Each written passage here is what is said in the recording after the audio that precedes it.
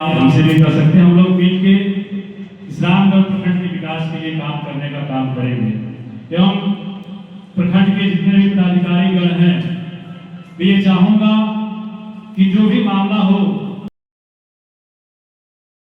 जो ration card के बनवाने की बात हो, तमाम आवास की बात हुई, हमारे आवास जो अधिकारी कर रहे थे, आप सब जानते हैं, मैं कहना नहीं चाहता हूं, लेकिन आवास में जियो टैग में क्या क्या खेल हो रहा था ये बात सबको पता है।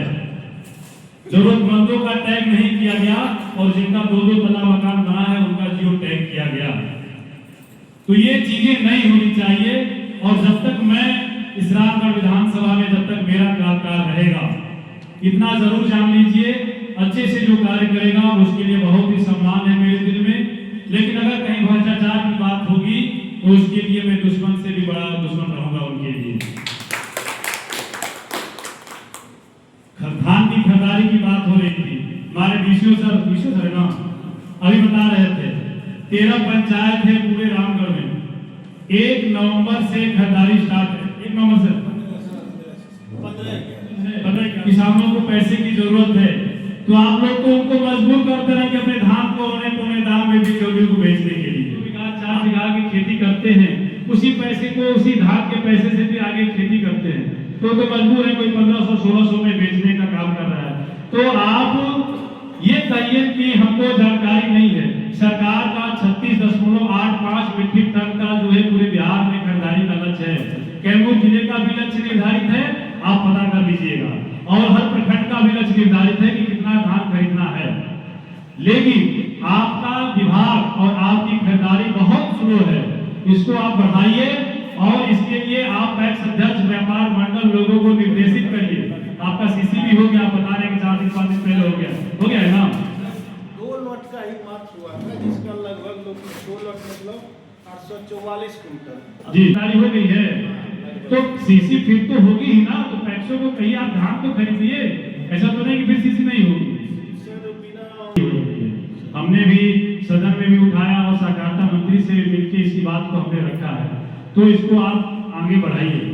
हम तमाम जितने भी विभाग हैं, अभी हमारी सीडीपीओ मैडम कह रही थी, आंगनबाड़ी का जो केंद्र है, इस एक बहुत से आंगनबाड़ी केंद्र जर्जर है और बहुत से आंगनबाड़ी केंद्र जो है घरों में चल रहे हैं, और आपकी भी जिम्मेदारी बनती है कि आंगनबाड़ी केंद्रों का आप भी निरीक्षण करिए और देखिए कि आंगनबाड़ी केंद्रों पे बच्चे क्यों कम हैं। आखिर में सरकार की जो योजना है, आपने बताया कि 40 बच्चों से अब बढ़कर सरकार ने योजना में कि आप 100 बच्चे, जितने बच्चे हो सकते हैं आप उतने बच्चों को, लेकिन तो ये प्रयास हमारे जनप्रतिनिधि महोदय और अधिकारी लोगों का भी है कि बच्चे आंगनबाड़ी केंद्रों पर पहुंचे ताकि उस योजना का लाभ जो है बच्चों को मिले।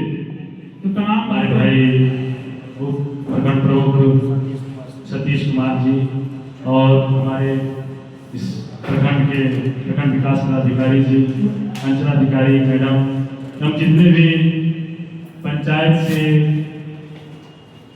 हमारे मुखिया गण हैं, पंचायत समिति सदस्य गण हैं एवं प्रखंड स्तर के जितने भी पदाधिकारी गण हैं, आप सबका हार्दिक स्वागत है, अभिनंदन वंदन है।